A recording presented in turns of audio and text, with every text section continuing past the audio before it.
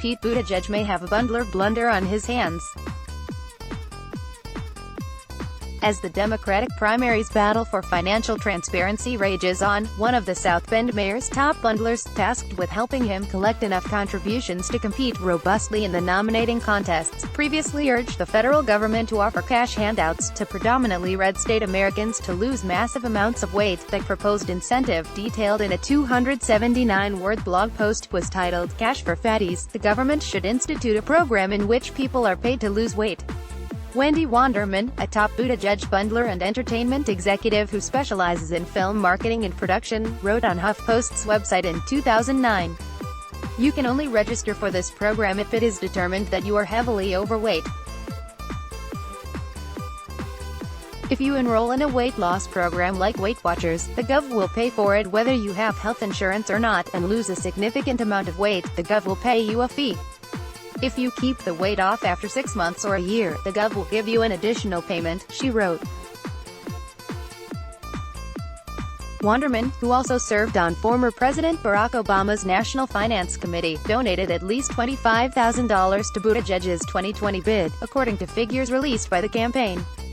She was one of 146 top bundlers in a list posted on his website earlier this month, but her post from a decade ago could raise fresh questions about judgment for Buttigieg, who himself hails from politically conservative Indiana, with what some red state Democrats and Republicans are contending is insensitive language and a tone-deaf message for a campaign built around an ideal of unity heading into 2020. In the column, Wanderman specifically called out Republican red states that have higher populations of overweight individuals, linking to a 2009 report from the Trust for America's Health and the Robert Wood Johnson Foundation on the country's obesity rates. "We've seen the success of the Cash for Clunkers program. I'd like to see the administration go forward with a program called Cash for Fatties," Wanderman wrote, referencing a federal program that provided financial incentives for residents to purchase fuel-efficient cars while trading in less efficient models. In the top 10 ranking of most overweight states, only Michigan, ranked 8, and Ohio, tied for 10th, are the only blue states among a field of red, she wrote. According to the report, Mississippi had the highest rate of adult obesity, totaling 32.5%. 4 states had rates above 30%, including Mississippi, Alabama, West Virginia, and Tennessee. Richard Ojeda, a progressive Democrat from Republican-friendly West Virginia, argued the post projects a classist sentiment. "This attacks the poor," Ojeda, who briefly launched a long-shot Democratic presidential campaign, told the Daily Beast when asked broadly about the post. "Sadly, it's cheaper to eat unhealthy in McDonald's than it is to eat healthy.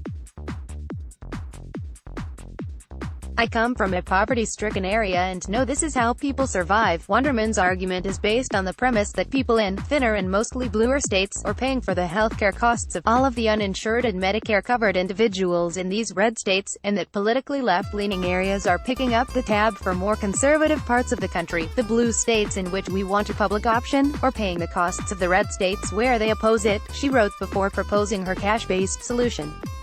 When presented with the blog post, one top strategist with ties to a prominent Republican senator said, "I'm offended by the stupidity of the idea, as if cash incentives alone would be enough to cure the nation's obesity crisis." But the source also offered a potential bright spot for Buttigieg. "This isn't Pete's fault. He should take her money for his campaign before she wastes any more of it promoting her own bad ideas. I can't see Cash for Fatties anywhere in his healthcare plan," the strategist said in a text. One influential Democratic operative based in a ruby red state wasn't as optimistic. "I definitely think it's offensive," the well-placed source said. "Can we blame Pete for someone who's associated with him? Yes and no. But as we enter into 2020 where everything matters, we have to elevate the importance of words mattering even more, especially words that can be viewed as insensitive to certain constituencies." The 37-year-old mayor's campaign has built a months-long messaging effort around his ability to unify different parts of the country, including those in politically diverse, Republican areas. On the trail, Buttigieg wades into conservative, often rural areas. He's appeared on Fox News multiple times. "We need Democrats who've been with us all along. We need independents worried about the direction of our country. We need Republicans disgusted with their own party.